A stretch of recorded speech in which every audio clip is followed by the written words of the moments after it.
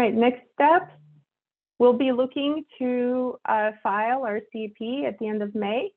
As part of that, we're continuing this analysis. We're continuing to consider multiple sensitivities. We're doing incremental cost calculations.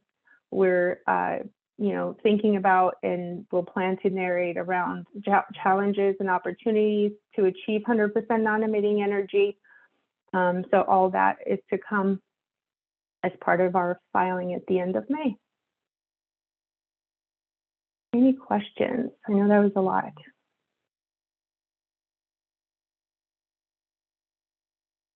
I see a question from Marley. Yeah, hi. Can you hear me? Yes. Perfect. Apologies if it's loud. I'm in a shared space. But I was wondering, can you go back one slide, please? Let's do one more. Okay. So I have a question with regard to this capping and getting to meet the 2035 target. I was wondering, have you all done some analysis or consideration about the sort of aspect of the legislation that calls for additional benefits to communities and how that sort of filling in the gap will sort of be able to do that to meet the intent of the legislation? So for this analysis, it is the benefits that are realized, I think, on our total system from emissions reduction specifically are so extensive and sort of included as part of our overall IRP development. In this, and you can see more of that discussion in the context of community-based renewable energy and the CBIs that will be covered in subsequent slides. But in terms of this analysis, it's very specific to sort of how emissions are attributed to retail sales in Oregon. But there'll be additional details. Sorry, I don't know if that answers your question, but there'll be additional details around like the small scale planning and the community-based renewable planning that may have a more direct impact on the localized benefits you're thinking about. Okay. I think it answers it in a way that that we could expect it to be answered, but really just the deeper analysis and sort of looking into the way the legislation was written and the main drivers for it. It doesn't really meet that. So I think that a little bit more thinking and understanding maybe through upcoming slides will help. But thank you. Mm-hmm. I see a question from JP. Perfect. Hi, I had a kind of more simple question. On slide 16, when you're walking through the math, I was just trying to get a sense. It's possible if you go back just to explain, it's not super important, but that difference between in line 3 and line 4, the difference of the sum of Oregon allocated generation megawatt hours versus the gray box Oregon retail load. What's the difference between those two things? Okay, so Oregon retail load is the amount of energy we need to specifically to serve Oregon retail customers, and it requires that we apply transmission losses. The other number is the energy that is, or generation that is allocated from our system based on cost that's directed to Oregon customers. So it's not always a perfect match to the retail load. So Oregon customers pay for and get allocated a share of our system that could be sometimes more or less than that exact retail sales amount. But the HB 2021 legislation is specifically related to Oregon retail sales. So to the extent that it's almost like if PGE, like let's say, like generates more than what their retail load is, and they prorate the amount to be, emissions and retail load. This is the same effect of doing that on a multi-jurisdictional system. So so just to be clear, so if you're the allocated generation could be retail sales that you make that just get allocated to Oregon, is that right? It's the generation. No, I'm sorry, So I'm sorry, I made a mistake. I'm sorry, I meant wholesale. So I'm not retail, my bad. Get confused. So presumably, like the wholesale sales component is the difference you would see between the purple box, the Pacific Oregon allocated emissions, and the blue box Oregon allocated emissions. Okay. So to the extent that's different, that's like effectively the difference between the allocation and what ends up in retail sales. And it's prorated using the emission factor. Does that help? Yeah, I mean, I'm sure that some more things to explore, but thanks. I appreciate that explaining that. No worries. Yeah. Ambrose, any questions? Hi, I think my question is kind of along similar lines as JP's actually. I am interested in the market sales treatment and how there's kind of, it sounds like maybe there's a factor based on Pacificor's generation. I thought I heard you say 2021, and that factor would be kind of applied to all market sales and then removed from Oregon's emissions, because are you removing market sales? Did I understand that correctly? No, okay. No, sorry. So to clarify, I think if we go back one more slide, to slide 15. Okay, so here's where I was talking about what assumptions we're making about emissions. And for the purpose of this analysis and the guidance that was provided by Oregon DEQ for accounting, we're assuming the default emission factor of 0.428. And I was elaborating on the idea that eventually, or by the time we get out to 2040, the regional market emissions are likely not to be at this higher level as the system cleans up. So, but for the purpose of our analysis, it does include emissions associated with market purchases. Okay, at the so rate of 0.428. let me ask another question, which is similar to the first question. Let's say that Pacificor, I don't know, let's say that Oregon was allocated 26% of all of the generation, but then let's say like 10% of that was sold at market to other parties. Are those emissions included in our emissions for DEQ reporting? So, okay, now this part is more like applicable to the next slide, which is the math itself. So the way that the difference between the energy and like retail sales is addressed, it's reduced by the emission factor here. So this is how the rules work in Oregon DEQ for multi-state accounting. You convert your system emission factor, your average system emission factor, and then you multiply that by Oregon retail sales. To the extent your Oregon allocation was higher, it's as if that higher amount was your wholesale and it's sort of taken off the system. So we're not distinguishing between specific like resources as going to wholesale. It's just prorated. The full system is prorated to retail sales. And so, for example, if our allocation was lower than our retail sales, right, we would have to compensate for that. In this case, we are long on the system, so we didn't have to compensate for that. But in the past, we've assumed you have to go to market more for Oregon because you're short. So that would be additive to our system emission factor for Oregon. So you would account for those purchases for market. That's so helpful. Thank you. And our emissions factor, did you say that was based on 2021 generation?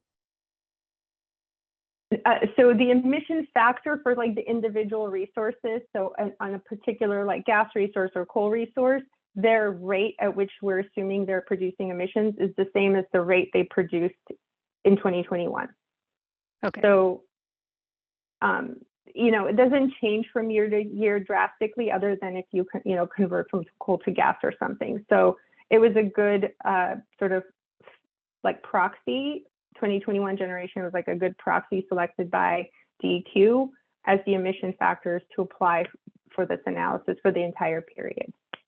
Got it. But the whole system, the emissions might change from year to year. That makes sense. That's right. Yeah. Based on like how much that particular unit generated. Thank you. You're welcome.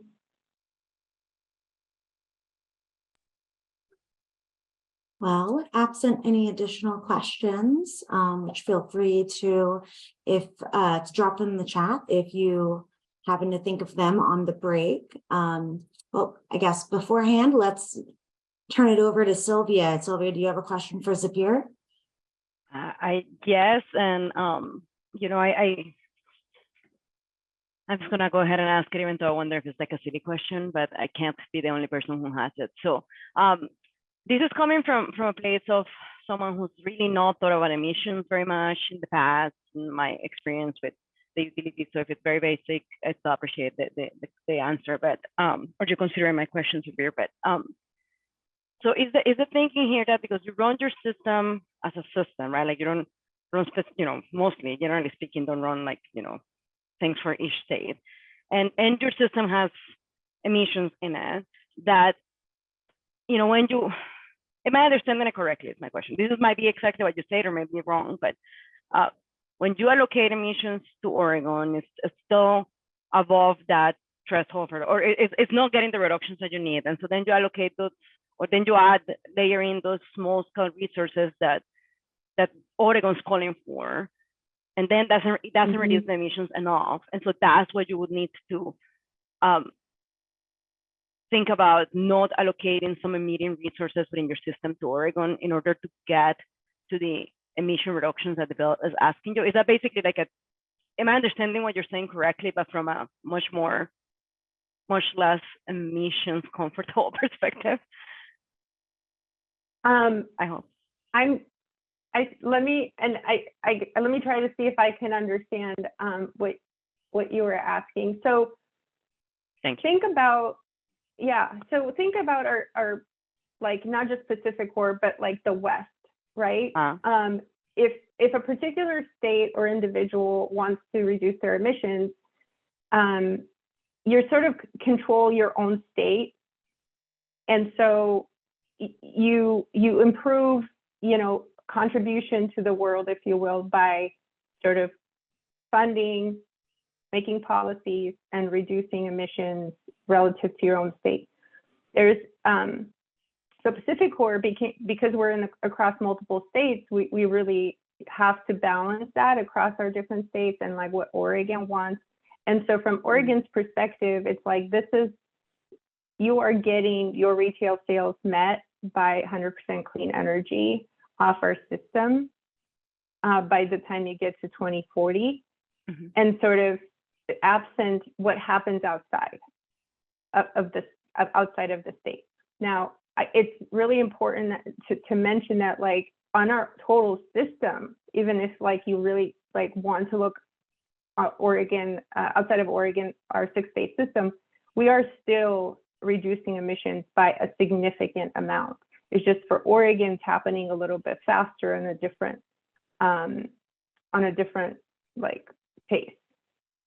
But overall, our 2023 IRP did show significant like emissions reduction. Thank you. But because Oregon's demanded those deeper emission reductions, then you're looking at proposing either of these two paths. And then I have a question to understand it better. Could an alternative be, you know, also just building more non-emitting resources and allocating those to Oregon? I mean, I'm not saying whether that's desirable from a cost or risk perspective. I'm just trying to understand if I'm understanding it correctly. Yeah, so that's a really good question, and it's so because HB 2021 is an emission standard. By simply building a lot more clean, you're not going to meet the target. The only way to meet the target is by actually turning something off or reducing something else that produces emissions. And so, you know, by virtue of like just building more clean, you will, in some cases, like we saw on one of the charts, by adding, you know, a large footprint of small scale renewable capacity, you do have some emissions benefits, but it's not enough to get to the scale that you need to hit the targets without taking something away. Okay. And so how that's taken away will play out over time and includes investment of different states into the same assets. So there's some negotiation that needs to happen. Okay. Okay. I think that's helpful. I think that maybe part of what I'm struggling is I've been spending some time reading PG's, CEP, and IRP, and I think somewhere there it says that they were planning to think about compliance based on clean resource or non-emitting resource addition, because emissions can vary from year to year. And so I think I'm just maybe a little bit confused between the two approaches to the conversation. Yeah, no problem. I'm understanding PG's correctly. Thank you. You're welcome. Perfect. Well, great questions, great discussion. We will be moving to the break now, so we'll give everyone about 10 minutes to go fill up your waters, go to the restroom, whatever you need. As I mentioned, feel free at any time to drop more questions in the chat for us, and we will be sure to follow up with that once we're back. Thank you all. Yeah, thanks, Mo. First off, can you hear me? I want to make sure I'm coming through. Good. Good afternoon, everybody. Thank you. Good afternoon, everyone. My name is Lee Elder. I'm the load forecast manager here at PacifiCorp, and I'm also responsible for developing the CBIs and the metrics for the CEP. And today we want to provide an update on our CBIs and our metrics. So before we get started, I'd like to just define what a CBI is. CBIs are customer benefit indicators. They are the desired outcomes that we seek to achieve from the actions that PacifiCorp can take. So essentially, they're the outcomes that we seek to achieve. By developing CBIs and metrics, we can measure our progress at achieving the goals that we want to achieve. So also want to provide a bit of insight into the CBI metric development process. First, we needed to identify the regulatory requirements for CBIs and make sure that the CBIs and the metrics that we were beginning to develop aligned with these regulatory requirements. Second, given regulatory direction, we worked to develop these interim CBIs and metrics to take to our stakeholders and to seek their feedback. Third, as we were taking input or receiving input for our CBIs and our metrics, we have to assess if and how PacifiCorp can influence the outcomes that our stakeholders wish to achieve. The fourth bucket is the process where we're continuing to develop our CBIs and metrics and refine them over time. And the most important theme to all this is, the underlying theme is that stakeholder input is critical to the entire process every step of the way. Input is, absolutely critical. CEP engagement series, our advisory group, joint advocates and tribal members. It's a key input to this whole process. Next slide, please. So this slide starts getting into our interim CBIs and metrics to date. For resilience, our interim CBI is reduced frequency and duration of energy outages. For this, we plan to report SAIDI, safety, and CAIDI by census tract. Also, we are planning to report social vulnerability index scores for each census tract. Also, coworker Kevin will be diving into this a bit more further in the deck. So I'll save that conversation for him, but we are planning to layer in social vulnerability scores in light or in the context of SAIDI, safety, and CAIDI for our CEP. Also for resilience, we're planning to report energy not served for both the preferred portfolio and the CEP portfolio. This will give you an indication, or us an indication, of how reliable or reliability differs between these portfolios.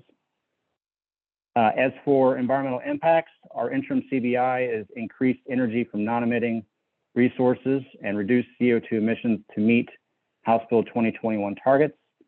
To track that, we plan to report CO2 emissions, Oregon CO2 emissions from Oregon allocated resources, of which Zipur went over quite a bit in her presentation.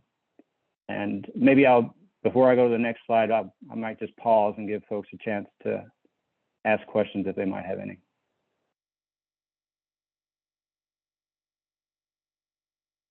Okay.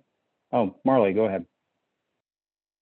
Hi, Lee. So this is not a question, but just a suggestion regarding the environmental community benefit indicator.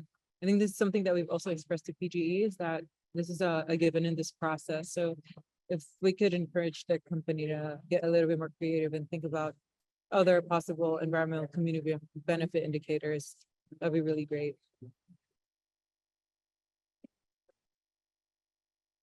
Okay, yeah, well, I'll take that. We'll take that feedback, absolutely. Thank you, Yeah, Marla. and with that, if you ever have any suggestions or additional information on that, feel free to send it to Pacific or in our way. Will do, Mo. And I think just really quickly on this, I think one of the centralized documents that has a lot of information regarding possible environmental community benefit indicators, you could really look at that through the CRITFIC, Columbia River Intertribal Fish Commission's energy vision. They have a lot of priorities in there that relate to the environment. So that's somewhere you could also pull ideas from. Okay. Great, Very thank good. you. So yeah, so for the remainder of our interim CBIs, for energy equity, our interim CBI is decreased proportion of households experiencing energy burden. We're planning to report energy burden by census tract, and we're also planning to report energy burden for low-income customers, bill assistance program participants, and also for tribal members as part of our CEP. For economic impacts, our interim CBI is increased community-focused efforts and investments, for which we're planning to track the headcounts of GSM program delivery staff, grants and workshops for energy efficiency outreach, the number of EV charging stations in our service territory, the number of participants in apprenticeship programs and educational programs that Pacific Power supports, and also the number of local hires and diversity spend for contracted and owned resources in Oregon. For health and community well-being, our interim CBI has decreased the number of residential disconnections. And for that, we are planning to track residential disconnections by a census tract. Next slide, please. So for next steps with regard to our CBIs and our metrics, we will be filing our interim CBIs and metrics in our CEP, which will be filed in May. Throughout the remainder of 2023, we'll continue to be working on this, taking feedback and working to vet and add to our CBIs and metrics that we are going to ultimately be filing a more fully vetted list of these in Q2 of 2024. And with that, I might pause again if there's any other questions before I pass it over.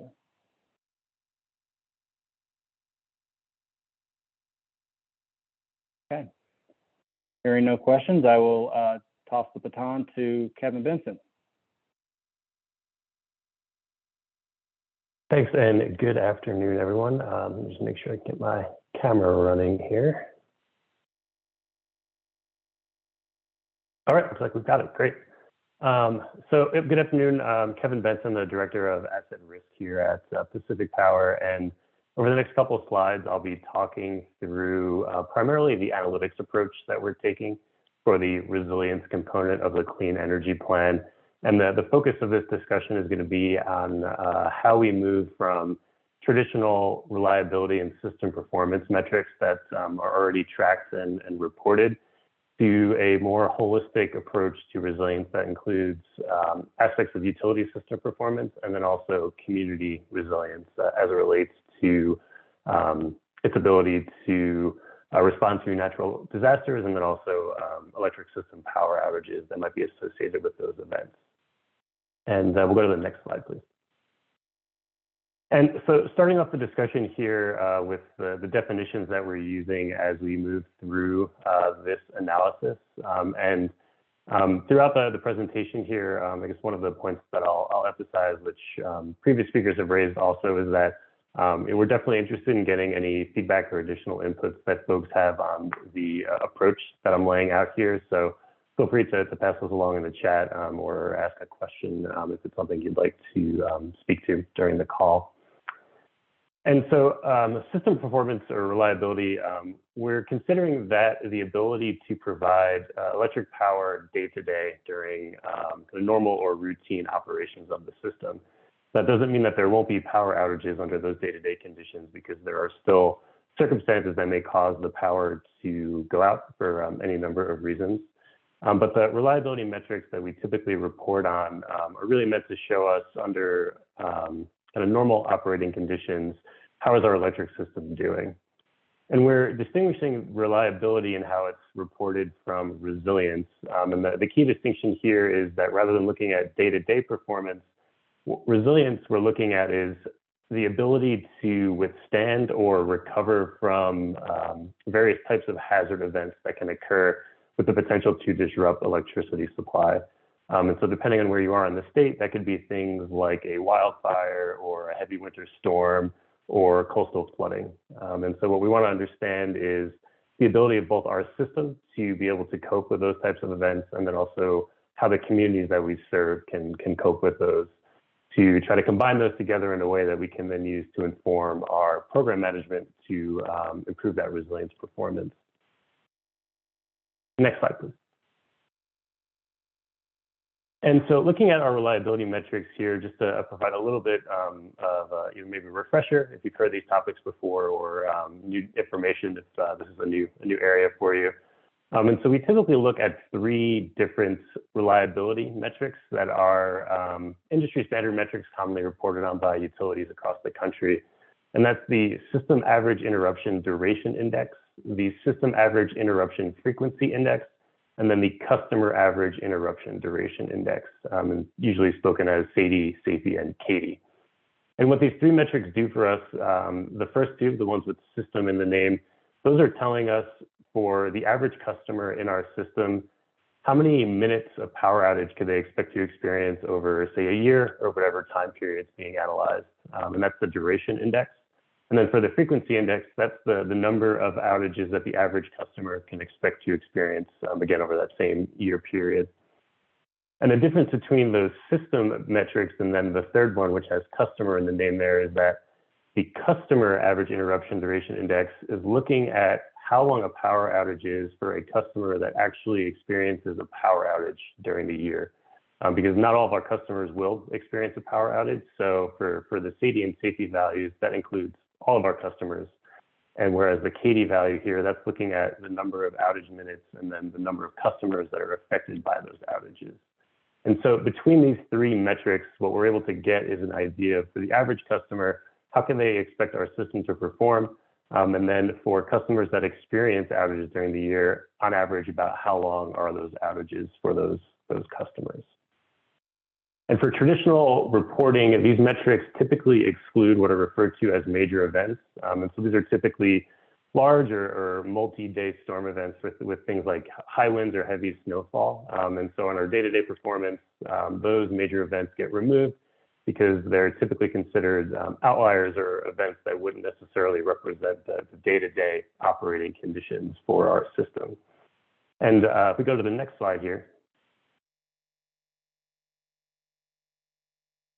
And so what we've actually done to start moving from reliability and day-to-day performance to resilience is we've looked at these SAIDI, CAIDI, and SAFE metrics, but we've included those major events because that brings us a step closer to resilience, which is meant to help us understand how our system performs during one of those natural disaster type events or well, major events where there's a significant weather or environmental impact on the system.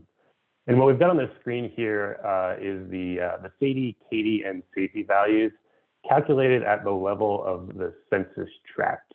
And the reason that we've done this is because what we'll talk about in a little bit here is that the resilience, the community resilience data that we've worked with is typically provided at this census tract level, either by government agencies or research institutions. And so what we wanted was a way that we could join our reliability data to the resilience data that's publicly available for us to use. And because of that, what you're seeing on the screen here is basically a different scale of numbers than what would typically get reported in our public filings related to reliability and system performance. And that's because if we were to go back and look at those definitions, we've changed the denominator or the bottom of that calculation from our total number of customers or the total number of customers experiencing an outage to just the customers that are within that census tract. And so it's a smaller denominator, which then brings the scale of the values that are shown here up considerably. And so you wouldn't want to compare these values directly to what you would find in our annual reliability reporting for Oregon. And you can see on the results here that there is some variation from between census tracts across the state, depending on which of these metrics that we're looking at. And so that's the reliability calculations, including our major event data, getting us a little bit closer to a utility resilience calculation and how resilient our system is across the state. On the next slide, we'll talk about the community resilience values that we're using. And we've chosen to work with the National Risk Index, which is a data set that's produced by the Federal Emergency Management Agency, or FEMA, at that census tract level.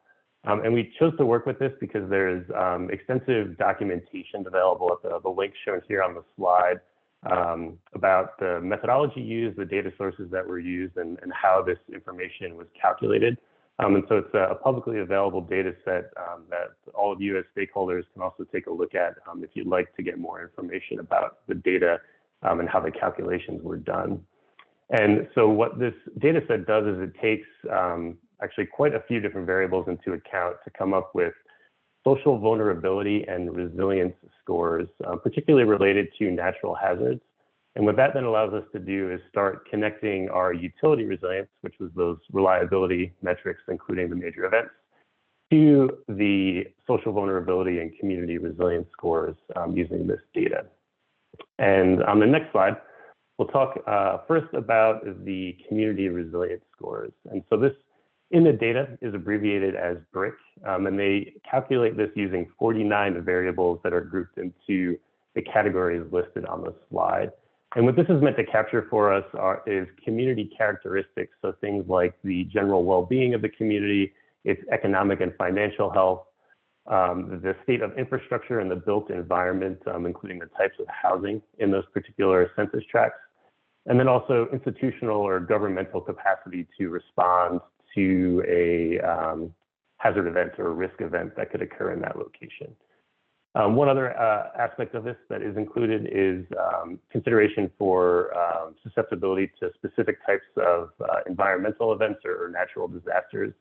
And so you'd see certain locations with a higher risk for a wildfire event compared to, say, a tsunami along the coast, if there were also to be an earthquake or something like that that occurs. And so the community resilience data set gives us an idea of how susceptible and then also responsive to a risk event particular census tract would be. In addition to the community resilience, on the next slide, we describe a social vulnerability score. And so this looks, instead of at the community as a whole and some institutional factors, it's looking at socioeconomic characteristics of the population of the community. And so this is where we're able to bring in things like wealth and income levels, the racial and ethnic breakdown of the community, age, the percentage of population with special needs, and some other data that gets grouped into these different categories are shown here. And so you can see, looking at those slides here, there's some variation across the state in terms of how FEMA has assessed the social vulnerability for the different census tracts. And on the next slide, what we've done is we've looked at the SAIDI values for each of these different census tracts, and then we've ranked them from highest SAIDI, which would mean the higher number of average outage duration in that census tract, down to the lower number. And we paired those up with the social vulnerability scores and then also the resilience rating that comes out of this National Risk Index from FEMA.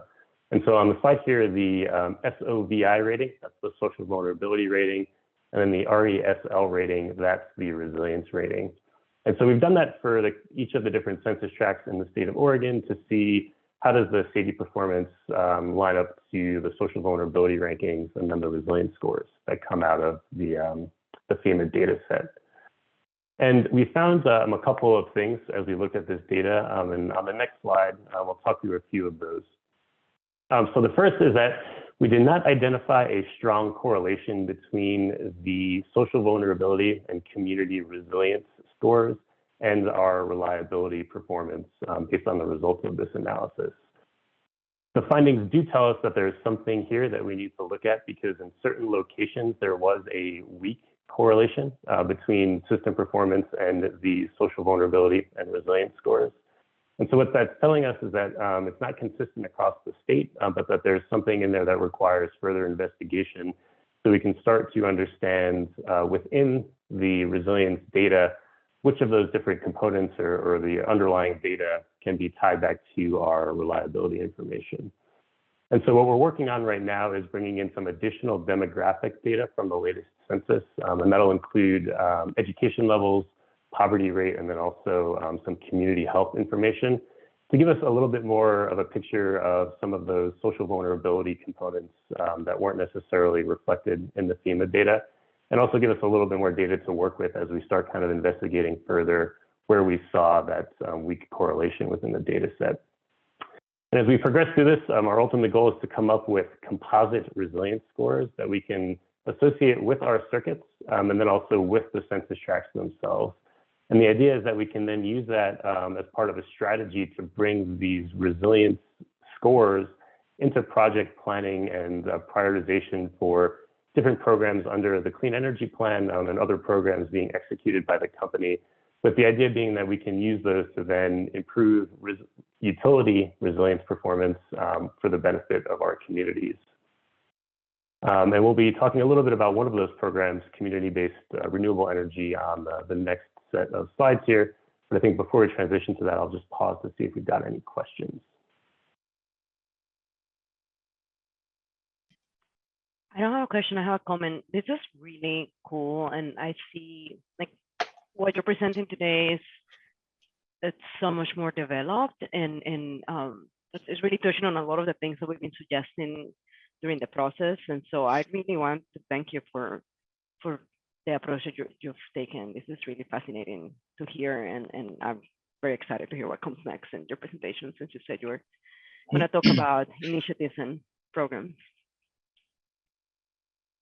Yeah, thank you for that feedback. And you'll see in our Clean Energy Plan filing some of the information I described here as well. So there'll be some of that to review once that becomes available.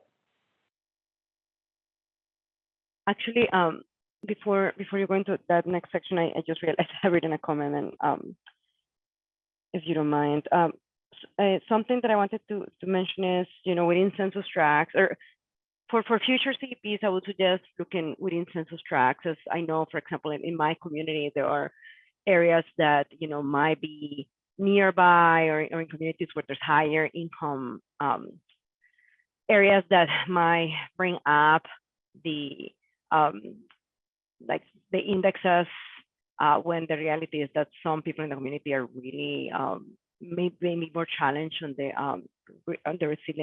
community resiliency front. And so, for example, I'm thinking just in my neighborhood, I'm in Northeast Portland, or in my area, I'm thinking about the Collie neighborhood. I'm thinking like very, very close to me, there's areas around King Elementary or Boise Elliott Elementary that, even though they're in a neighborhood that has you know, $1 million house in the other corner. You still have subsets of that community that that have different economic experience and social different vulnerability experience. And then the other comment that I wanted to make is, you know, even if you don't see correlation between social vulnerability indexes and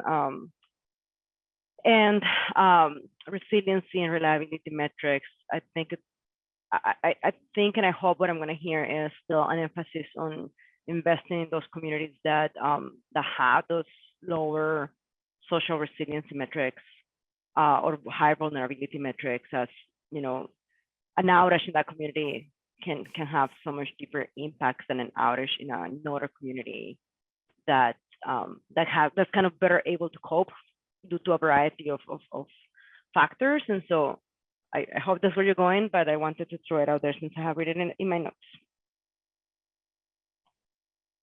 Yeah, and thank you for that. And I think to your first point, it's definitely something we need to consider as we kind of mature and evolve the analysis here, which is how do we account for variation within a census tract where, like you said, certain neighborhoods may be more affluent than other neighborhoods even within that census tract. And it's something I'll bring back to the team to figure out how we can start as we move to a more kind of refined or sophisticated approach, bring in some of that more granular information. And then I think to your second point, it was, even if we don't necessarily see a correlation between how our system performs and the social vulnerability or community resilience of a particular census tract or location, are we still going to prioritize work in areas where social vulnerability is higher or community resilience is lower? And how will we incorporate that in, even if our utility performance in those locations is, say, above average or better than in some locations? And so it's, I think, an important input into the strategy that we're still in the process of developing. And I'll bring that back to our kind of internal business partners too, to also bring that point up and see how we can bring that into the planning process.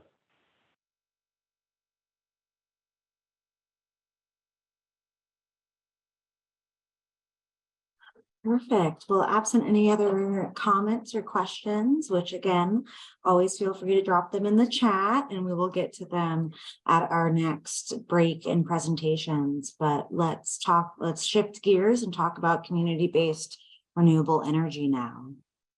Thank you, Mo. Hopefully you can all hear me. Good afternoon. My name is Ryan Harvey. If I have not met you yet, I am a program manager for Pacific Corp.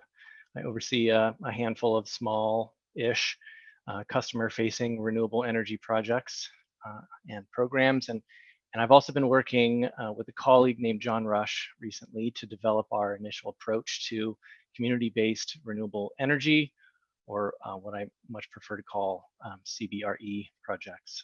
I have a few objectives I'm hoping to achieve with my time with you today. Number one is simply to speak to you about where our thinking is right now on this aspect of the CEP and what we see as a path forward with CBREs, and then also to spotlight a few areas that we would particularly like to collaborate with you all on in subsequent conversations. So my first real slide is a kind of a definition slide, and this might be familiar information to some, but I think it's worth quickly aligning our group understanding of what a CBRE is. And so in order for a project to be a CBRE, it would need to have RE, the renewable energy. And there are other elements that could and hopefully will be included in these projects, but at least it would, the very least it would need to be renewables based. It also needs to be connected to the grid. And then lastly, it also needs some CB. So, that community benefit could come in the form of actual ownership on the part of the community in question, or there could be some sort of contractual agreement that allows for the benefits to be enjoyed by a specific community. There are, and you can see a few benefits outlined on this slide. There are other benefits that have been identified in addition to these. I would say maybe that some of these benefits would be easier to track than others, and some might turn out to be specific to certain technologies that would or wouldn't get used within a specific CBRE. But we believe that that communities would prioritize the benefits differently, which makes a lot of sense. And then maybe I'll say before we move on to the next slide that I want to take a swing at folding CBREs into what you've already heard from some of my colleagues already today. From Kevin just right before me, that resilience data that he was sharing is very much going to inform CBRE development as it goes on, and also the 10% requirement for the small scale renewables that Randy was highlighting a while back. That gives us 800 plus megawatts to seek out, and this group might already identify that CBREs and these small scale renewable projects aren't necessarily the same, but there could certainly be some overlap, and I think one takeaway that I'd like you to have today is that we don't know exactly how much the circles in that Venn diagram would sit on top of each other, but I think that it stands to reason that the more that we can get them to overlap, the more CBREs Oregon will likely see crossing the finish line. That we probably can identify that these smaller projects are quite a bit, in some cases, more expensive, but that we recognize that there are real benefits to resilience within the communities that these will be housed, and so we really want to set them up for success. And so I'm very much interested in wrestling with that Venn diagram with all of you in subsequent engagement conversations. So we can move on with that to the next slide. So here are the steps that we've envisioned as the development of our plan. We started by grounding ourselves in the requirements. So you may or may not know that unlike the small scale renewable projects, there aren't specific targets to reach with CBREs. We've been asked to examine the quote unquote costs and response opportunities of CBREs by doing a study of their potential. And then I think, importantly, I'll highlight and underline that, that we've been directed to prioritize community input and stakeholder feedback in, as we develop a plan. So moving across those bubbles, we did craft a potential study, but in order to get to that study, we first had to take an inventory of what we already could see that would fit into this, this definition of CBREs. And so, those projects that we inventoried are what we actually used in that study, and I'll show you that on the next slide. But that integrate bubble that you see there is truly what's happening, right now. Well, maybe not, it's CEP is largely going to be helping with that, so maybe not in this very moment, but but as we work internally with our teams to to model what happens when these when we put CBREs into a system, that's going to give us these costs and benefits I mentioned that we need to report upon. So the next slide. Thank you. Hold on one second. Move this out of the way. Okay, so when we look at our inventory, the first thing we noticed is that the projects and the programs seemed to fall into two somewhat distinct groups. So the group one that you can see there includes programs that are pretty well defined, and as well as projects that our partner, the Energy Trust of Oregon, has identified for us as what they see as in the works. So I'll note however, that these aren't actual projects that are operational as of yet. So we will need to continue to to support and partner to see that capacity through. But this group 2 it feels a little different because it largely consists of smaller scale, more community-driven projects, and we based this thinking on 2 data sets. Those are underlined in that 2A section. So the first of those 2 is a battery storage pilot that we've been operating for the last couple of years. It has 2 elements to it. The first is that we provide technical studies to critical facilities in our service territory, which provide them additional information on how the addition of battery storage on site would increase their resilience. And then the other aspect of that pilot program is the actual funding of grants that would support the installation of battery storage.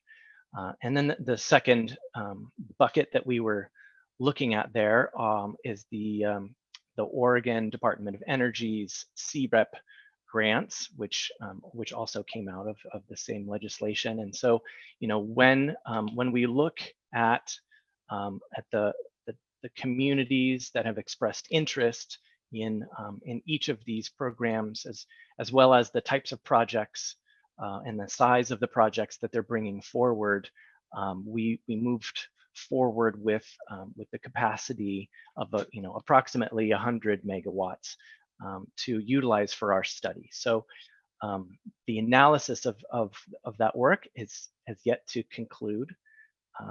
The total capacity of what you see here has been modeled, and so we essentially have kind of a before and after snapshot. And so the analysis of that will give us to the answers to the questions about the costs and benefits, and those findings will be ready in about a month's time when we submit our IRP. The final slide speaks to some next steps for us. The first 2 bullets that you see there are really what's largely already in progress and continuing with Zapier and the team in preparation for May 30. The third bullet is us getting ready for a much more engaging subsequent conversation. So you'll be seeing my face a lot more, hopefully. And and in preparation for that, I would like to note for those who are interested that I will be putting a few, I don't know what to call them exactly, discussion topics or maybe pre-thinking prompts on the CEP webpage that's housed at our website for those who want to do a little preparing for the collaboration that I hope will take root in the subsequent conversations that we have together.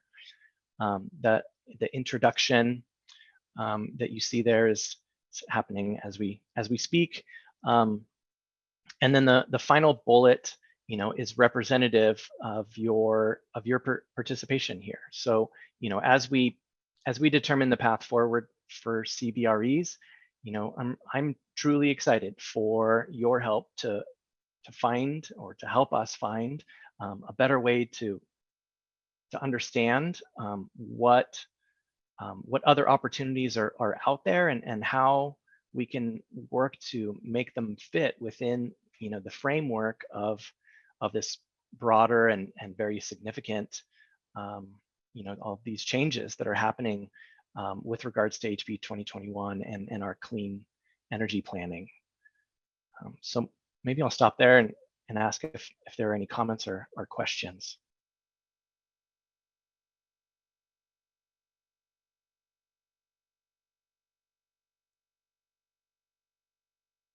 Seeing none, I guess you got ahead of all of it and answered them Okay. all in your presentation, Ryan. That's great. That's great. Okay. Well, thank you all for your time. I really do look forward to talking, more details very soon. Perfect. And now we will transition over to our external engagement portion with Christina Medina. Hi, good afternoon. Thanks for having me. I'll keep this nice and short and sweet. So for those of you that I have not had the pleasure of meeting or working with, my name is Christina Medina. I'm the manager of stakeholder policy and engagement for the company Pacific Corp. And I have the distinct pleasure of being able to work with a lot of our external partners in the spaces of the Community Benefit and Impact Advisory Group, as well as the Tribal Nations Engagement Series. We thought we might take an opportunity today to offer a bit of a kind of overarching view of all the venues that do exist for those of you that may be new to this space, and offer you an opportunity and an invitation to join us in some of those spaces. Further in this presentation, you will receive some links that will give you the pathway to the calendar dates and Zoom invitations to be able to participate. Please know that a lot of our external engagement spaces are actually open to the public. We have a tendency to try to do deep dives into some of the topics, but are very mindful that the language and the approach in those spaces do need to be understandable. So we're always open to feedback, and we hope that you'll provide some for our space today and continue to be participants as we look forward into the future. Thank you. And with that, we'll be handing it over to Stephanie. Now, at this point, I think that we will open it up to any final questions or comment in the public comment section before we address the next steps.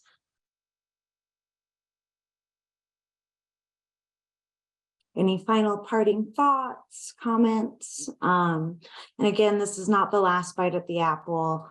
You can always join any of the meetings that Christina mentioned on the last slide, as well as reach out directly. Sylvia, let's hear what you got. Thank you. Sorry, I've been taking too much airtime, but well, we love it a little bit to see if someone else raised their hands first. I wanted to say this after the community benefit indicators presentation, but I didn't get to the mute to the hand raised button close enough. And then I think it actually makes sense to say it here. But you know, PAC's still working on its CEP, sorry, and so I'm sharing this feedback in hopes that when you do file that, maybe hear a little bit of what we as stakeholders have been discussing now that we're preparing our response to FIGI's filing. And one of the things that I would love to see in your CEP is tying those community benefit indicators to specific programs or projects to move them in the context of clean energy plans and House Bill 2021 implementation. You know, there's a law here that you've mentioned. I unfortunately missed a little bit of the CBRE presentation, but you know, there was the SSR piece, and there's more options, right? It's not just supply side. There's also, you know, it could be, I don't know, some increased emphasis on low-income waterization, or I don't know, you know more of the options than me, but I would really like to see in the CEP kind of a clear articulation of how or what actions is specific power taken in this context and other contexts as well that can move those numbers, as opposed to just an articulation that it is important to move those numbers. That would really be helpful, and that's something that you know, as part of the feedback we want to provide to Portland General as well. And so, since you haven't yet filed it, you get it ahead of time.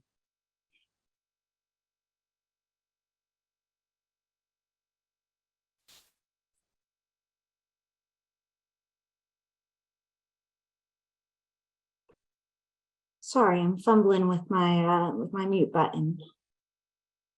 But that's great comment, and we will reach out to you to see how we can address this and make sure that everything is transparent and yeah, moving in the right direction.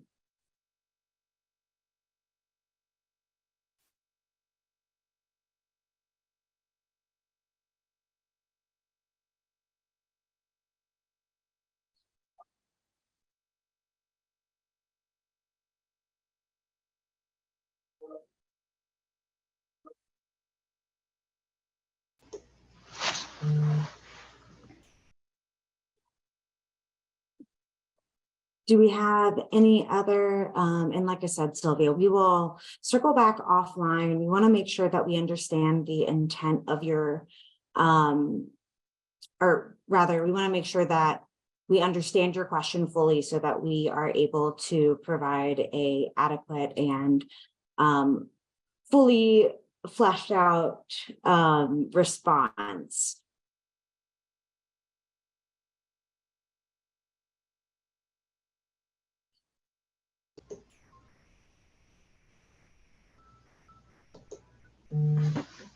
With that, any other final thoughts on public comment before we move to the next steps of the CEP engagement series and CEP in general?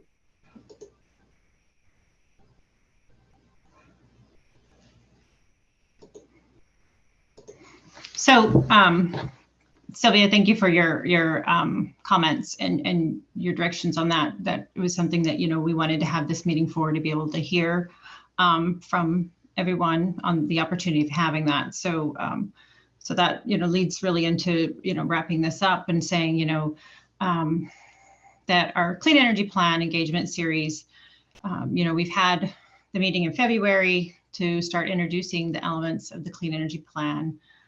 That meeting was recorded and is available on PacifiCorp's Oregon Clean Energy Plan webpage, where you can go back and watch those recordings. Today, we gave you a preview of the Clean Energy Plan with the pathways of mission goals and the other areas on CBIs, resilience, CBREs, and stakeholder engagement. This meeting is also being recorded, and this recording and slides will be also available on PacifiCorp's Clean Energy Plan webpage. As you reflect on what we presented here today, there was a lot of technical things going through this presentation. So, you know, having that recording available, you know, as an option to go back and review in more time. We do offer to responding back with any feedback to the email OregonCEP@pacificorp.com to provide us any additional feedback that may come up following. From here, we'll reflect on what we've heard today and additional feedback by email that we may receive, and continue working towards our filing at the end of May. We have 3 additional meetings for the Clean Energy Plan engagement series in June, August, and October. And as we come closer to these remaining Clean Energy Plan engagement series meetings, we will provide more details on the plan discussions regarding them. For now, we have them listed as our inaugural filing, our evolving of the Clean Energy Plan, and the reflection of the development of our Clean Energy Plan as we go through this year in our ongoing external engagements. To close, we hope you found this meeting as an opportunity to learn more on the pathways to mission goals for Oregon and our Clean Energy Plan. We appreciate your time and your contribution to this process. And again, if you have additional feedback, we please ask you utilize OregonCEP@pacificorp.com, which is also listed on the slide here. And we thank you all and have a good day.